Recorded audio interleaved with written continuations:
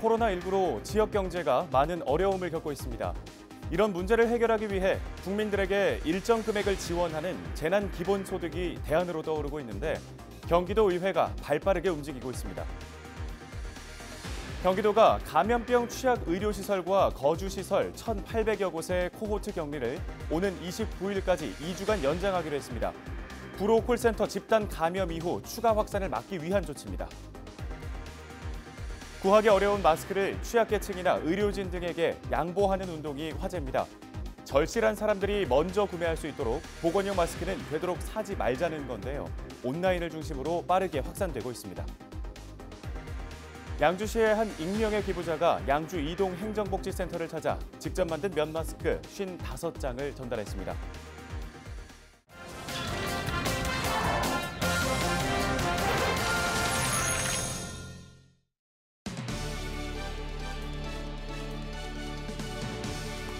시청자 여러분 안녕하십니까?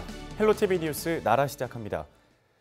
코로나19의 확산으로 지역 경제가 침체에 빠지면서 많은 소상공인들이 생계의 위협을 느낄 정도로 어려움을 겪고 있습니다. 이 같은 문제를 해결하기 위해 국민들에게 일정 금액을 지원하는 재난기본소득이 대안으로 떠오르고 있는데요. 경기도의회가 발빠르게 움직이고 있습니다. 김호 기자의 보도입니다. 코로나19 사태가 장기화되면서 소상공인들의 어려움은 가중되고 있습니다. 감염을 우려한 손님들의 발길이 뚝 끊기면서 생계 위협마저 느끼고 있습니다. 어때요, 요즘에? 많이 줄었죠. 외식이 없어졌어. 힘들죠. 하루 종일 나와서 그냥 멍하게 있다가 들어가는 편이니까. 이처럼 심각한 경제 위기가 가속화되자 해결 방법으로 이재명 경기도지사가 재난기본소득을 언급했습니다. 일정 금액을 국민들에게 지급해 지역 경제가 순환할 수 있는 구조를 만들어야 한다는 주장입니다. 경제가 거의 멈추는 이런 비상 상황이 도래하는데 정말 좀 특단의 대책이 필요하다고 생각하고 제 생각으로는 일정 기간 동안에 반드시 소비해야 하는 소위 말하는 재난 기본소득을 진지하게 검토할 때가 아니냐는 생각을 하고 재난기본소득에 대한 사회적 여론이 뜨겁자 경기도의회가 지급 근거를 마련하기 위한 조례 제정에 나섰습니다. 단기간 지역 경제를 살리기 위한 지역 화폐로 지급하고 재정은 재난관리기금을 활용한다는 계획입니다. 일단 재정 확보를 고려해 지원 대상은 숙박 음식점 등 소상공인 13만 곳 33만 7천 명에게 30만 원을 지급한다는 목표입니다. 재난기금이 한 1,000억 정도 있습니다. 그리고 경기도 소상공인이 한 33만 명 정도가 되는데요. 그분들한테 30만 원씩을 지급한다면 충분히 좀 이 어려운 때를 좀 넘기실 수 있지 않을까라는 생각에 그 정도의 추계를 해봐왔습니다. 재난관리기금은 태풍 등 재난 발생 때 긴급히 이용하기 위해 마련한 재원입니다. 경기도 상황이 대구, 경북같이 재난 상황으로 볼 수 있는지 또 도민에게 현금으로 직접 지급이 가능한지는 아직 미지수입니다. 예를 들어서 태풍호우가 왔을 때 공공시설이 무너졌다고 하면 그런 걸 언급하기 이제 대비하기 위해서 주로 쓰죠. 이제 기금 용도가 뭐 여러 가지가 있기 때문에 그 안에서 이제 가능한지 여부는 한번 뭐 관련 법률이 안 되면은 뭐 제대로 운영하는 행안부 쪽이나 이렇게 확인을 해봐야 될 사항인 것 같은데요. 하지만 경기도의회는 지금이야말로 국가적 재난 상황이며 신속한 사회적 합의를 위해 정치적 결단이 필요하다고 강조했습니다. 경기도의회는 오는 23일 원포인트 추경을 위한 임시회를 열 예정입니다. 또 재난기본소득 조례 초안이 만들어진 만큼 이달 말까지 조례를 완성해 다음 달 초 의회에 상정할 계획입니다. 헬로티비 뉴스 김호입니다. 경기도가 감염병 취약 의료시설과 거주시설 1,800여 곳의 코호트 격리를 오는 29일까지 2주간 연장하기로 했습니다. 경기도의 예방적 코호트 격리 기간 연장은 서울 구로구 콜센터 집단 감염으로 경기도 지역에 2차 감염이 발생하는 등의 추가 확산을 우려해 판단한 조치인데요. 경기도는 법령에 제약이 있거나 시설 여건이 부족해 예방적 코호트 격리가 어려운 곳의 경우 외부인 출입 금지와 종사자 근무 시간 외 자가격리 수칙 준수 등을 요청하는 형태로 외부 감염원을 차단하겠다고 밝혔습니다. 코로나19 탓에 기다리던 공연이 취소되면서 아쉬움을 느끼시는 분들도 있으실 텐데요. 경기도 문화의 전당이 관객과의 약속을 지키기 위해 취소된 공연을 관중 없이 인터넷 생중계로 진행하기로 했습니다. 유튜브 채널을 통해 누구나 볼 수 있다고 하는데요. 최창순 기자가 소개합니다.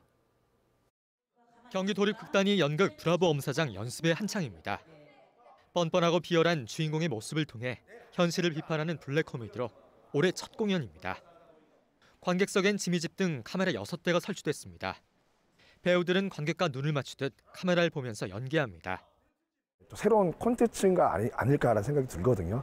그래서 카메라를 보고 관객이라 생각하고 또 표정, 시선 하나 다 이렇게 또 수정하면서 최대한 잘 보실 수 있게끔 저희가 또 준비하고 있습니다.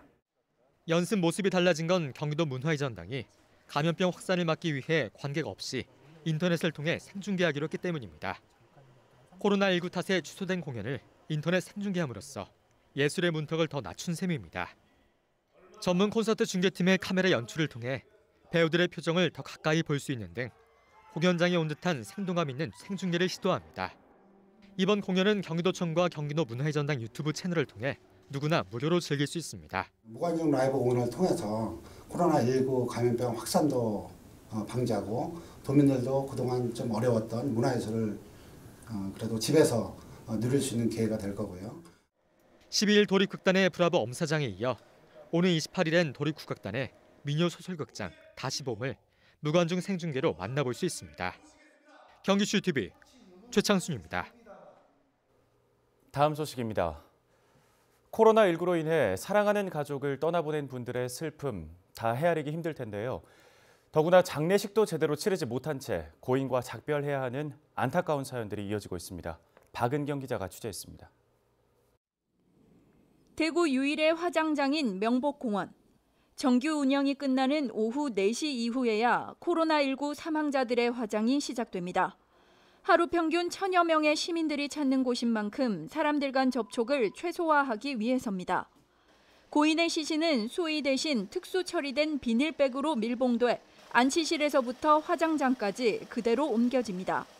유족이라도 머리부터 발끝까지 보호장구를 착용하지 않으면 임종도, 화장도 지켜볼 수 없습니다. 인원만 그 병원에서 이야기를 해가지고 참관하실 분 이야기를 하실 거예요. 그분들한테 지금 제공이 되면은 그거를 입고 오시는 분만 화장동까지 내려가고 요 밑에까지는 저희 출입을 통제하고 있습니다. 슬픔을 추스르기 어려운 유족도 방역에는 적극적입니다. 감염병 예방법에 따라 장례 전 화장 방침에 협조하는 것은 물론 화장동에는 꼭 필요한 한 명만 동행하고 혹시 모를 감염을 우려해 빈소도 차리지 않는 경우가 대부분입니다.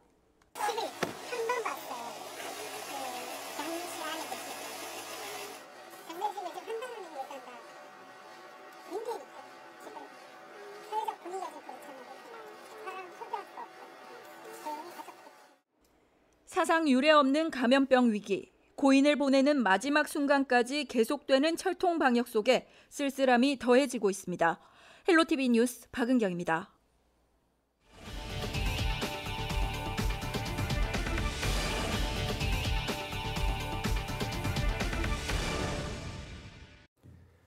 요즘 구하기 어려운 마스크, 이 마스크를 취약계층이나 의료진 등에게 양보하는 운동이 화제입니다. 절실한 사람들이 먼저 이용할 수 있도록 보건용 마스크는 되도록 구매하지 않겠다는 건데요. 온라인을 중심으로 빠르게 확산되는 모습입니다. 한보모 기자입니다. 사무실에서 일을 하고 있는 교육청 직원들 모두 검은색 면 마스크를 쓰고 있습니다. 보건용 마스크 구매를 자제하는 양보 운동에 동참한 겁니다. 어린이나 노약자들이 긴 줄을 서서 기다리고 있는 안타까운 상황에 대해 우리 교육청 직원들 스스로 솔선수범하여 양보해야겠다는 의견을 모아 주어 교육청에서 면 마스크를 구입해서 직원들에게 제공하게 되었습니다. 마스크 양보 운동은 일반 시민들 사이에서도 활발합니다. 각종 SNS에선 관련 해시태그와 인증샷을 쉽게 찾아볼 수 있습니다.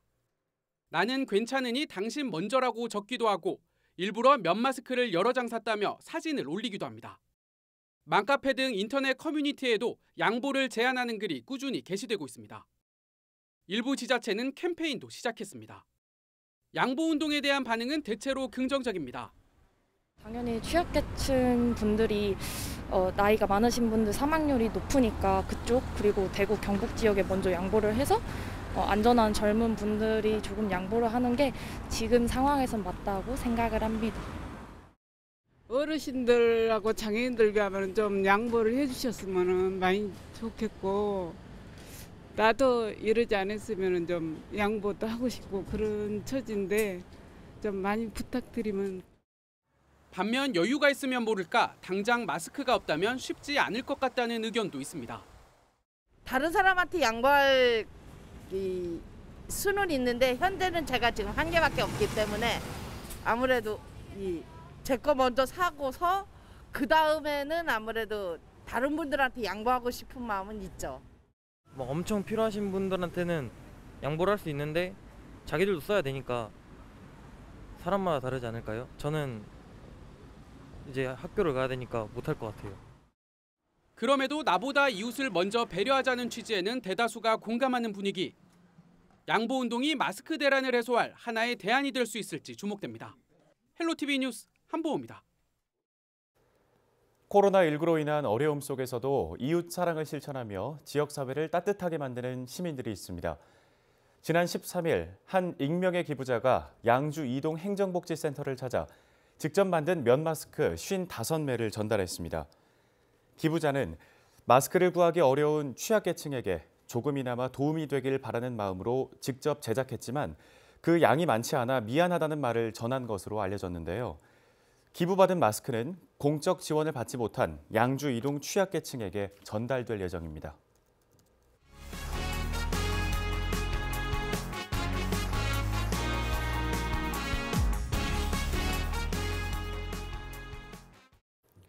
다음 소식입니다. 새벽 시간 주택에 몰래 들어가 70대 노인을 흉기로 찔러 살해한 40대 남성이 경찰에 붙잡혔습니다. 동두천 경찰서는 살인 혐의로 40살 김모 씨를 검거해 조사하고 있습니다. 김 씨는 지난 14일 새벽 3시 30분쯤 동두천시 생현동의 한 단독주택에 침입해 집주인 77살 A 씨를 흉기로 찔러 살해한 혐의를 받고 있습니다. 숨진 A 씨는 사건 당일 아침 인근에 사는 아들에 의해 발견됐으며 신고를 받고 출동한 경찰은 A 씨 집 주변 CCTV를 분석해 김 씨를 검거했습니다.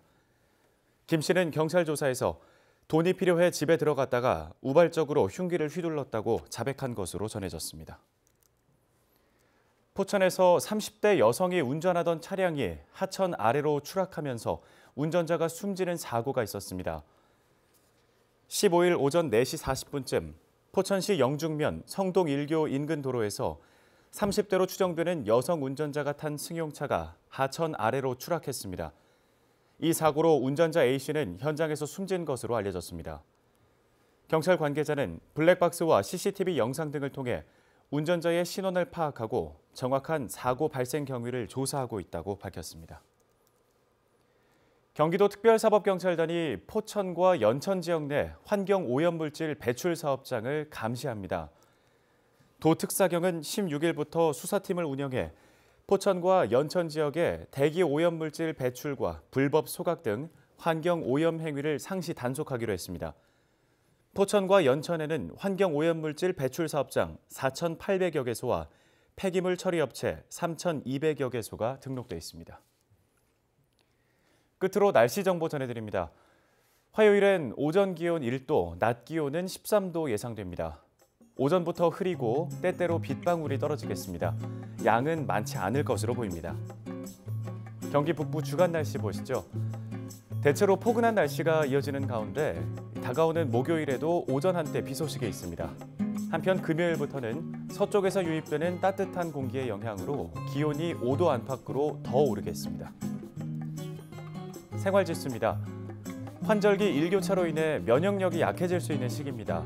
옷차림 등에 유의하시고 개인 위생 관리를 철저하게 해주시기 바랍니다. 날씨 정보였습니다.